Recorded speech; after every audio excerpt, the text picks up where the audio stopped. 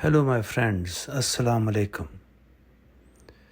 How can we understand the puzzle of this material universe and the conscious existence of humans in it?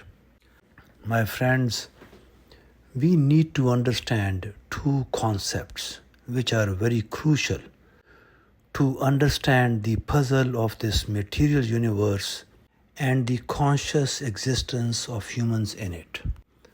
My friends, one is the concept of God and the other is the concept of self. In my opinion, these two are like master keys. If there is even the slightest confusion about these concepts, many things will remain unclear. So let's handle these concepts now. First, concept of God. When we think about God, we must understand that every being has two aspects. One is their essence, that is, their being, and the other is their attributes, that is, their qualities. In this worldly life, our knowledge is limited. So, due to these limitations, we cannot fully comprehend God's essence, because to fully know something, it either needs to be present before us or there must be something similar to it in front of us. However, Allah Himself says in the Quran that there is nothing in this material universe like Him. This is in Surah Ash-Shura, verse 11, translation. Nothing is like Him, and He is the all-hearing, the all-seeing. Now, when it comes to God's attributes, our connection with God is based on His attributes, especially those which He has placed as a reflection within us. We understand what good and bad qualities are. So according to my understanding, the concept of God in terms of attributes should be something like this. God is a majestic being or mind with no bad qualities, no weaknesses, no flaws. Therefore, any notion of injustice cannot be associated with Him. On the positive side, every good quality exists in God to its perfection. Different languages have different words for this majestic being.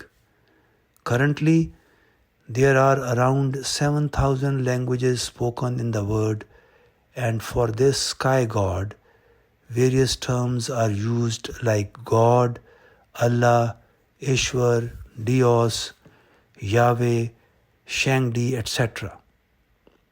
So my friends, this is what I wanted to share regarding the concept of God. Now let's move on with the next concept, and that is concept of self. In my view, the concept of self has three parts. 1. The spiritual being or self, also called nafs or soul, which is the real you, and this self took a promise from Allah as mentioned in chapter Al-Araf of Quran, verse 172. The soul is the one undergoing the test in this world. Number 2, the physical body. The physical body which has been given to the soul for a limited period as a means of testing. The soul is the rider and the body is its vehicle. For example, just like a rider and a horse.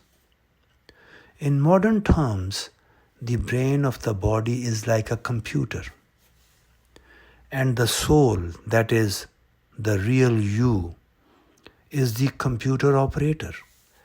which Allah has connected to the heart of the body. The soul controls the body through the brain.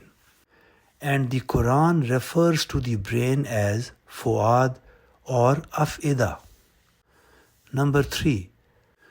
Allah's divine spark, referred to as Ruh in the Quran. This divine spark has been attached to the body by Allah, and its role is to warn or reprimand the soul for wrong intentions.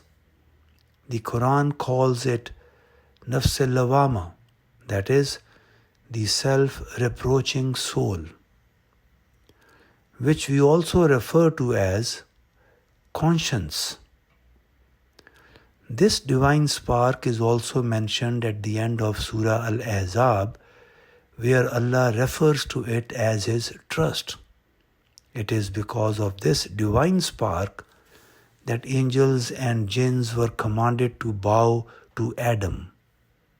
My friends, in Christianity, the terms body, soul, and spirit are also used.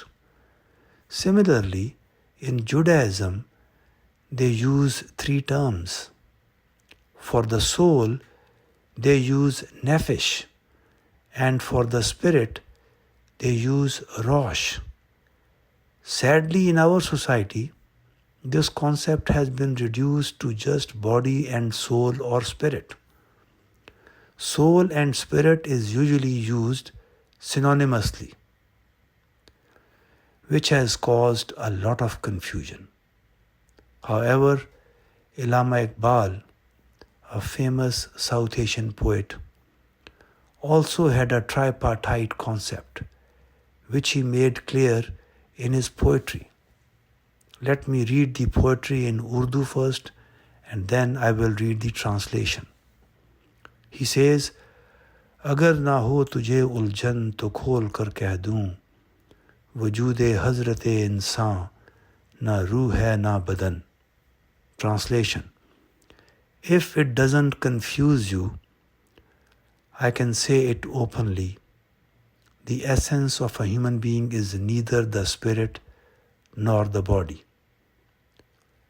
My friends, in this verse, Iqbal is saying that the human existence, which he calls Khudi, is separate from both the body and the spirit. Thank you.